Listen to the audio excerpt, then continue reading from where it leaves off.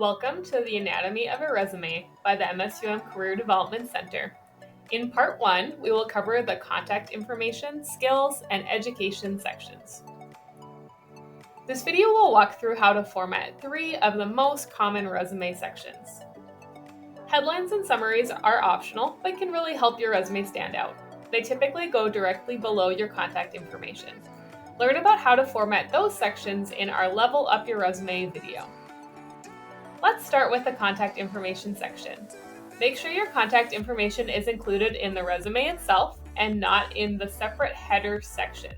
Applicant tracking systems often don't read resume headers.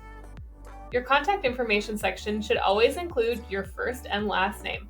You can include a middle initial if you want to differentiate yourself from others with a similar name. If you don't go by your legal name, you can include a different name on your resume. A resume never requires you to use your legal name. However, if the job application itself asks for legal name specifically, you must include it on the online application itself. Some companies require this to be able to run background checks. Your contact information should also include one phone number and one email address. Your email address should be some combination of your first, last, or middle name with numbers as necessary. If you're a current student, you can just use your MN State email if you prefer. In that case, make sure to use the first last name version of your email and not the version that's just the letters and numbers of your STAR ID. If the job you're applying to is close to where you live or in the same state, also include your city, state, and zip code. You can include your street address or PO box on your resume, but it's generally not required. You can also include your LinkedIn page or personal website in your contact information. Personalize your LinkedIn URL to make it short and easy by clicking the pencil icon next to Public Profile and URL on your LinkedIn profile page. Some applicant tracking systems don't do well with live links, so you may want to avoid having a live link on your resume for your email, website, or LinkedIn.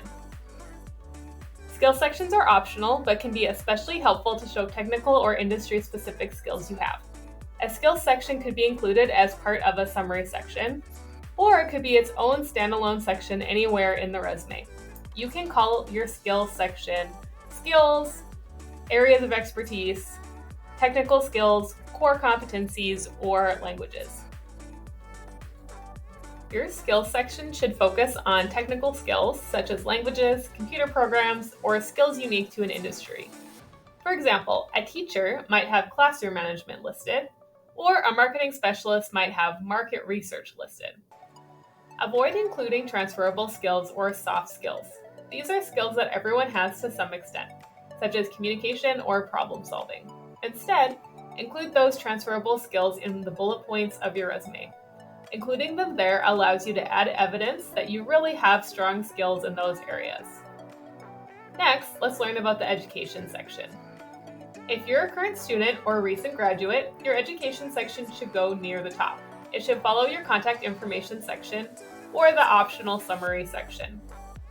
If you're a job seeker with more experience, your education should go at the bottom of the resume. In your education section, list your educational experiences from newest to oldest. Only include institutions you graduated from, not colleges or universities that you transferred from. Also, don't include high school unless you're a first-year student or earlier. Many job seekers want the employer to notice their major first, so consider putting that on the first line of your education section and bolding it. Write out the full name of your degree, such as Bachelor of Arts or Bachelor of Science. Include the full name of the institution, such as Minnesota State University Moorhead, any acronyms you might reference later, and the city and state of the institution. Include only the month and year you graduated or will graduate. If you haven't graduated yet, include the word expected or anticipated in front of the month and year. Your education section could also include whether you were on Dean's List, scholarships, awards, or honors you received, and your GPA. Only include your GPA if it's 3.5 or higher. You could also list a few related courses. If you're a double major, here are 2 ways you could make that clear on your resume.